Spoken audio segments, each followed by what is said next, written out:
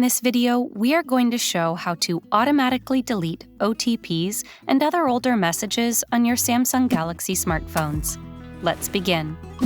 OTP, aka one-time password messages, are sent when you are trying to log into sites, for card verification, online transactions, and much more. These OTP messages have a limited time validity and are useless once used. Samsung Messages doesn't have a direct way to delete OTP messages automatically. However, we will make use of SMS Organizer from Microsoft. Let's see how. Go ahead and download the app from the Play Store. Once done, open the SMS Organizer app on your phone. Tap on the three-dot icon and select Settings from the menu. Tap on Message Rules, followed by Delete Older OTP Messages. Select the time frame after which you want to delete messages.